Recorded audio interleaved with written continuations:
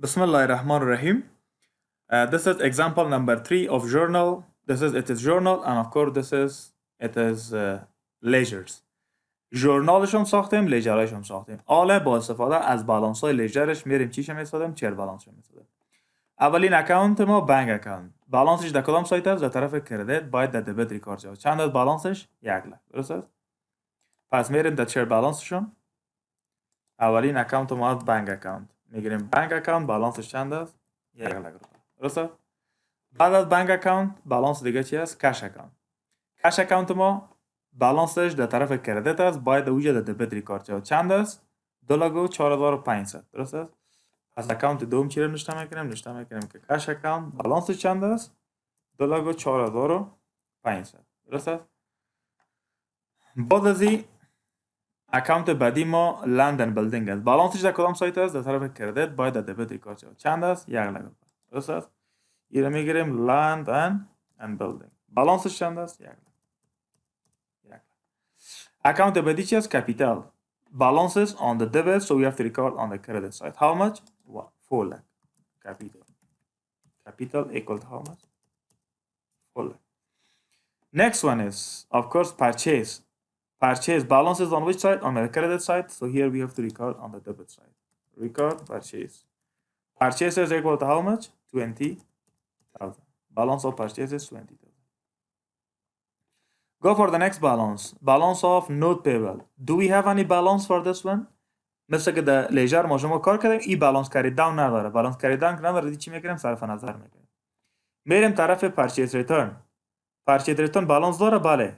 کری داونش در طرف دبیت ریکارد شده. اینجا باید در طرف چی ریکارد شده؟ کردیت ریکارد شده. درست است؟ نشته میکنیم که پرچیز ریترن. Purchase return. How much is balance of purchase return? It is just amount of 5,000. 5,000 چک اینجا. میریم طرف اکانت های باقی. Discount received. Balance carried down is on which side? On the credit side, on the debit side. So here we should record on. And the share balance we should record on the credit side. Discount received how much? 1,500. So record here. Discount received. Discount received how much? It is equal to 1,500. Discount received. Next one is note receivable. بالانس نود ریسیبل یا مید بالانس نداره از یا صرف نظر. میریم طرف اکانت بعدی.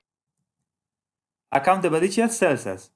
سلز بالانسش در کدام سایت است؟ طرف دبیت. باید در تری بالانس در کردیت ریکارد شود. چند هزار؟ 30,000. درست است؟ این چی میکنیم؟ ریکارد میکنیم. طرف کردیت ریکارد کردن نوشته میکنیم سلز چند هزار؟ 30,000. یا هم چی شد؟ ریکارد شد. میریم طرف اکانت های بعدی. سلز ریترن بالانسش در کدام طرف است؟ طرف کردیت. در تری بالانس باید در دبیت ریکارد شود. چند هزار است؟ 10,000. درست است؟ از جا ریکارد میکنیم سلز ریترن. بالانسش چند است؟ 10,000. 10,000 چی میکنیم؟ ریکارد میکنیم. بعد از سلز ریترن سعی کنیم دیگه کدام اکانت مانده؟ دیسکاونت الاود. بالانسش در کدام سایت است؟ کردیت و در تری بالانس باید در دبیت ریکارد شود. چند هزار است؟ 2,000. اکانت نامش بگیرین اینجا. نوشته میکنیم که discount allowed. Right? Discount allowed. How much? 2,000. درست است؟ یک کالم دیگه اضافه میکنیم اینجا و حال بالانسش میکنیم پیدا میکنیم. درست است؟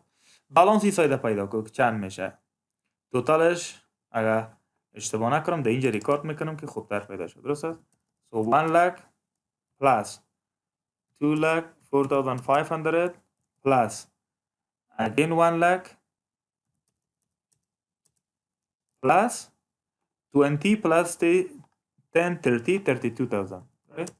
32,000 equal to how much? This is the balance. 4 lakh 3,000. Okay, 4 lakh 36,500. This is the balance. Let us check the balance of the next side. 4 lakh plus 6,500 36,500, right? So 36,500. Of course, if you press the equal sign, you will get the same value. How much is the value?